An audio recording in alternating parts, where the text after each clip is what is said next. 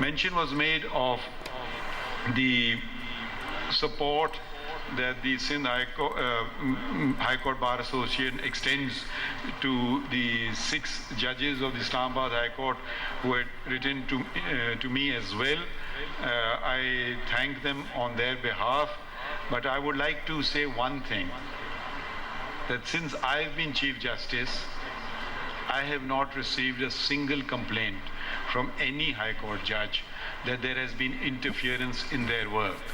Now, if there is been interference in their work, it has not been reported to me.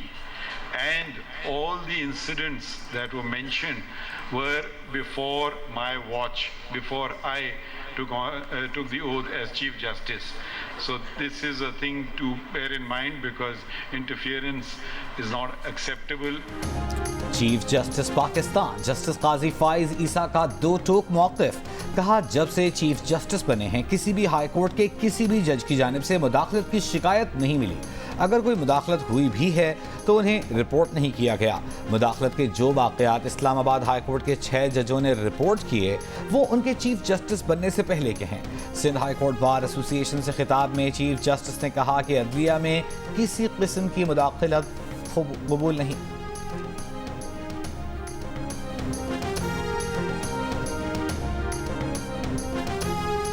Supreme court ने rangers headquarter समेत तमाम इमारतों के बाहर से रुकावटें हटाने का हुक्म दे दिया। गवर्नर हाउस और सीएम हाउस के बाहर से भी तजावुजात हटाकर 3 दिन में रिपोर्ट पेश करने का हुक्म।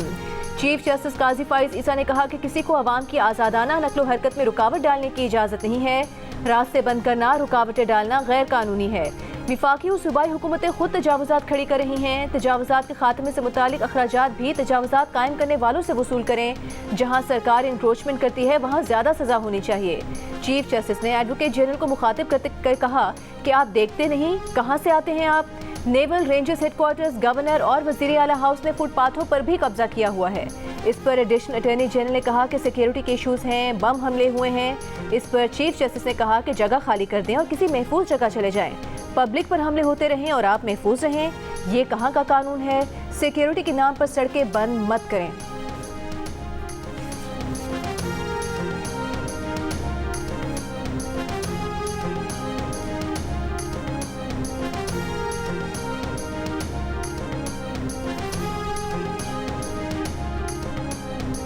तजावुजात के नाम पर छोटे लोगों के घर तो तोड़ दिए। रेंजर्स हेडक्वार्टर के सामने से तजावुजात भी हटा दें, उन्हें भी बाद में पैसे दे दीजिएगा। चीफ जस्टिस पाकिस्तान के रिमार्क्स। एडिशनल अटॉर्नी जनरल ने सिक्योरिटी वजूहात बताएं तो चीफ जस्टिस ने कहा, खतरा है तो आप लोग कहीं और चले जाएं। जस्टिस जमाल मंदोखेल ने कहा, हमें ज़्यादा खतरा है, आप दहशतगर्द पकड़ते हैं, हम सजाए मौत देते हैं। चीफ जस्टिस ने कहा कि कंटेनर्स गवर्नर हाउस के अंदर रख दें, बाहर क्यों रखते हैं? पब्लिक को परेशान करना चाहते हैं? सुप्रीम कोर्ट के सामने अगर इंक्रोचमेंट है तो वो भी तोड़ दें।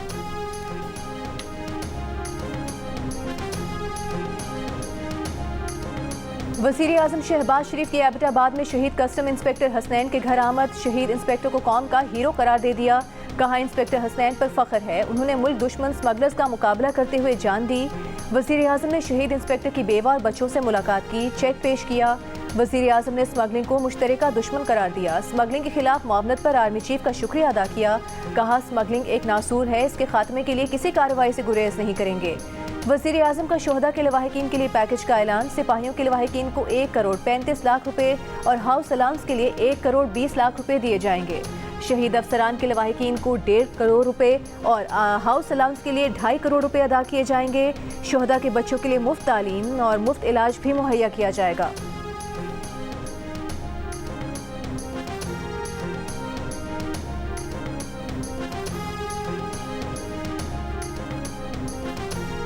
इस्लामाबाद की एहतसाब अदालत ने बानी पीटीआई और बुशरा बीबी को रियासती इदारों और ऑफिशियल्स के खिलाफ बयानबाजी से रोक दिया। इशारतन भी बात न करने की हिदायत। फेयर ट्रायल की बानी पीटीआई की दरखास्त पर हुक्म जारी। अदालत ने करार दिया, अदलिया, पाक फौज और आर्मी चीफ के बारे में बयानात अदालती डेकोरम में खलल डालने के मुतरादिफ हैं। ट्रायल के दौरान मीडिया मुल्ज़िमान के बयानात रिपोर्ट नहीं करेगा। फरीक़ैन के वकला भी मुतासिबाना और सियासी बयानात नहीं देंगे। अदालत में मौजूद फैमिली मेंबर्स और दीगर अफराद भी बयानबाजी नहीं करेंगे। मीडिया रियासती इदारों को टारगेट किए गए बयानात शाया नहीं करेगा।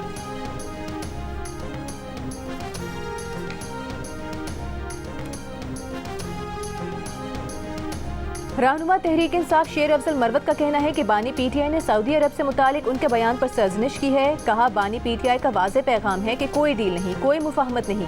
बोले, हामिद खान सेनेटर हैं, पब्लिक अकाउंट्स कमेटी के चेयरमैन नहीं बन सकते। पीटीआई में कोई फॉरवर्ड ब्लॉक नहीं, सारी खबरें मफरूजों पर मबनी हैं।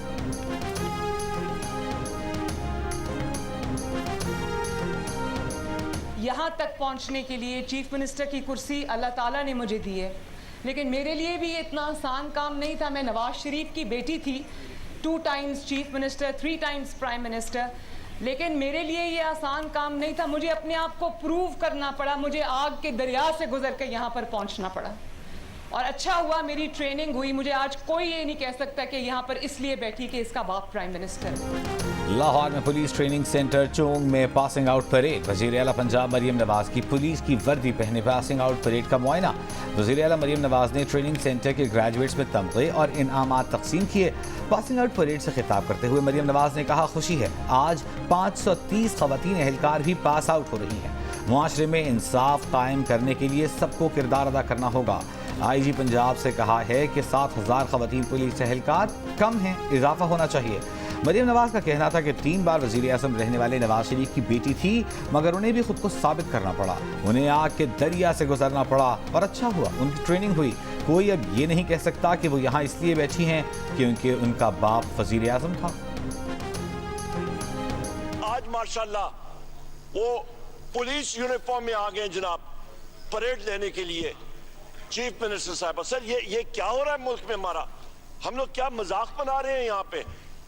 दुनिया में क्या किस तरह देख रही है? ना कोई पॉलिसी स्टेटमेंट, ना इन्फ्लेशन पे बात, ना प्रेसिडेंशियल एड्रेस पे बात। वज़ीर आला पंजाब मरियम नवाज की पुलिस यूनिफॉर्म पहनने पर कौमी असम्बली में ऑपोजिशन की दुहाइयां।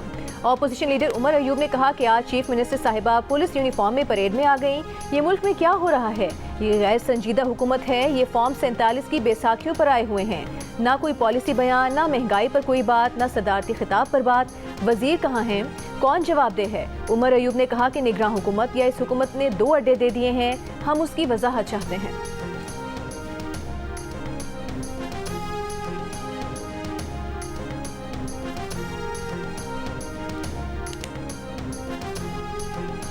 लोड शेडिंग से परेशान आवाम को हेस्को और सेप्को की नाअहली पर नहीं छोड़ सकते। वज़ीर आला सिंध ने मुलाकात में वज़ीर तवानाई के सामने सिंध भर में लोड शेडिंग का मसला उठा दिया।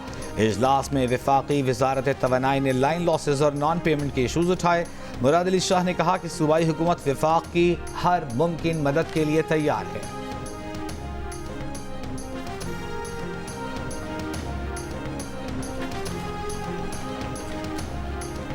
सदर और गवर्नर पैकेज पर नौकरियां देकर इख्तियारात के नाम पर कानून की धज्जियां उड़ाई गईं। सदर और गवर्नर के पास क्या इख्तियार है? क्या इनके पास अपने पैसे थे? चीफ जस्टिस पाकिस्तान का इस्तफसार। कहा, सदर के पास कैसे इख्तियार आया कि जिसे चाहे पैसे बांटते रहें। सुप्रीम कोर्ट ने हैदराबाद डेवलपमेंट अथॉरिटी के कॉन्ट्रैक्ट मुलाजमीन की बरतरफी के खिलाफ दरख्वास्त मुस्तरद कर दी। चीफ जस्टिस ने कहा कि गैर कानूनी भर्तियों का बोझ सिंध के अवाम पर क्यों डालें? सड़कें, पानी, बिजली क्या मिल रहा है? क्या सारा पैसा तनख्वाहों में देते रहेंगे? एक एक असामी पर 3-3 गुना मुलाजमीन को भर्ती कर रहे हैं और कहा जाता है कि खिदमत कर रहे हैं।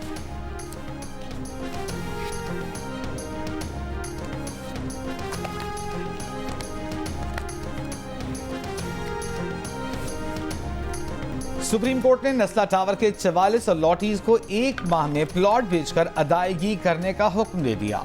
कराची तजावुजात केस की समाअत के दौरान सुप्रीम कोर्ट का नस्ला टावर की जमीन फरोख्त करने के लिए इश्तिहार शाया करने का हुक्म। अदालत ने हुक्म दिया कि प्लॉट की मार्केट वैल्यू की रिपोर्ट और नीलामी में आने वाली बोलियों की रिपोर्ट भी सुप्रीम कोर्ट में पेश की जाए। हुक्मनामे में कहा गया है कि नस्ला टावर के अलॉटीज मिल्कियत के दस्तावेजी रिकॉर्ड के साथ ऑफिशियल असाइनी से राबिता करें। एडवोकेट जनरल ने अदालत को बताया कि कमिश्नर कराची ने जमीन तहवील में लेकर रिपोर्ट जमा करवा दी थी।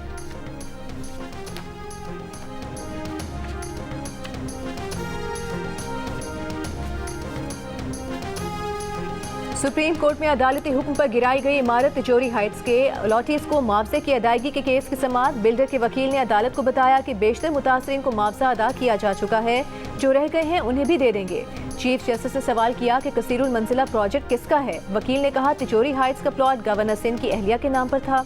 इस पर चीफ जस्टिस ने कहा कि वही कामरान टिसोरी जो गवर्नर सिंध हैं। क्या नोटिस गवर्नर हाउस भेजें? बताएं नोटिस कहां भेजें? मालिक को ही मुतासरीन का पैसा देना है, लोगों को तंग ना करें। अदालत ने 3 माह में मुतासरीन को अदायगी का हुक्म दिया था। कोई ये नहीं बता रहा कि बिल्डर कौन है। आइंदा समात पर तिजोरी हाइट्स के बिल्डर का नाम बताया जाए।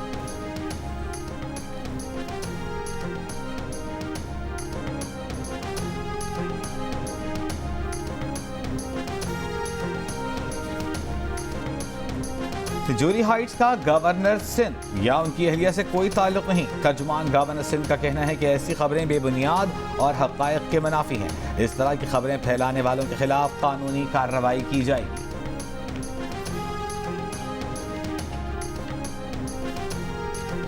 ऐसा नहीं होगा कि हम कानून बनाएं और आप अपनी मर्जी की तशरीह कर लें। आज़ाद हैसियत में मुंतखब होने वाले सेनेटर फैसल वाबडा का ऐवान में खिताब। कहा हमारे बनाए हुए कानून को हमारे ही खिलाफ इस्तेमाल किया जाता है। इस ऐवान में अपने पेटी भाइयों का दिफा करेंगे। फैसल वाबडा ने सवाल उठाया कि भुट्टो को फांसी देने के मामले का एहतसाब क्यों नहीं हुआ, फांसी देने वालों को सजा क्यों नहीं दी गई।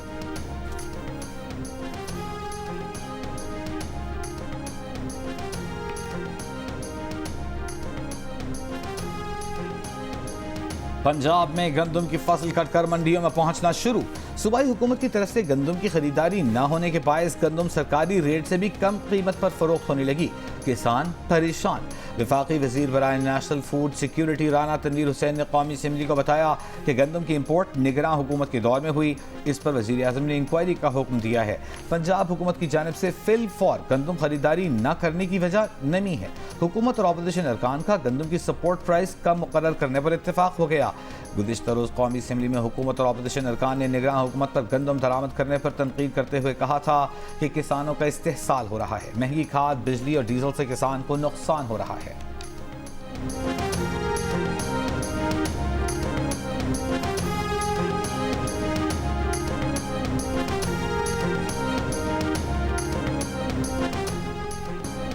अमीर जमात इस्लामी हाफिज नईम रहमान का कहना है कि एक चलती हुकूमत को ख़त्म करके मुल्क को बहरान में धकेलने वाली जमातें अवाम से मुआफ़ी मांगें। जिन्होंने फैसले किए और जिन्हें हुकूमत में बिठाया गया दोनों ही फंस गए हैं। फॉर्म 45 की बुनियाद पर नताइज तैयार करने के सिवा कोई रास्ता नहीं है। जमात इस्लामी ने मुल्क के तमाम फरीक़ों को मुज़ाकरात करने का मशवरा दे दिया।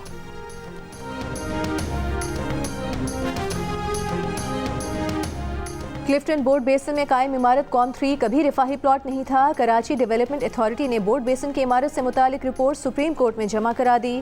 केडीए की रिपोर्ट में दावा किया गया है कि plot number com 3 block 6 scheme 5 कभी रिफाही प्लॉट नहीं था। प्लॉट नंबर कॉम 3 शुरू से ही कमर्शियल प्लॉट था। कॉम 3 का साइड प्लान भी जारी किया जा चुका है।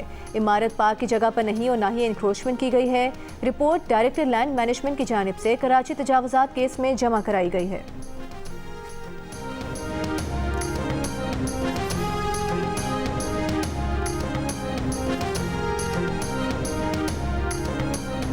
तमाम पार्लिमानी जमातों को अददी अक्सरियत के तनासब से कायमा कमेटियों की सदारत मिलेगी। स्पीकर कौमी असम्बली की ज़ेर सदारत इजलास में अहम फैसला। ज़राए के मुताबिक तमाम कमेटियों के हतमी फैसले एक हफ्ते में किए जाएंगे। मुस्लिम लीग नून को 13, पीपल्स पार्टी को 8, सुन्नी इत्तेहाद काउंसिल को भी 8, IPP को 1 कमेटी की सदारत मिलने का इम्कान। इजलास में पब्लिक अकाउंट्स कमेटी की सरबराही अपोजिशन को देने का भी फैसला किया गया। ज़राए के मुताबिक PAC के लिए अपोजिशन की तरफ नाम आने के बाद हतमी फैसला स्पीकर करेंगे।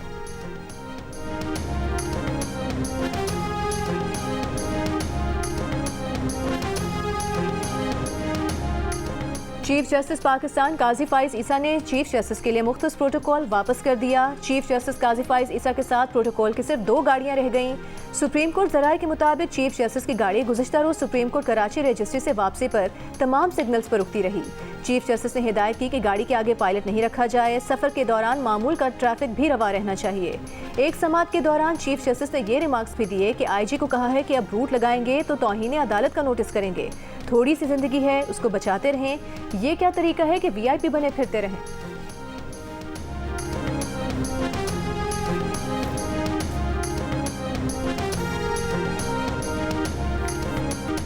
और चेयरमैन पीसीबी मोहसिन नकवी से न्यूजीलैंड क्रिकेट के सीईओ की मुलाकात। पाक न्यूजीलैंड क्रिकेट सीरीज और अगले बरस न्यूजीलैंड में क्रिकेट सीरीज पर तबादला ख्याल। सीईओ न्यूजीलैंड क्रिकेट का रावलपिंडी और लाहौर में बेहतरीन इंतजाम देखकर खुशी का इजहार।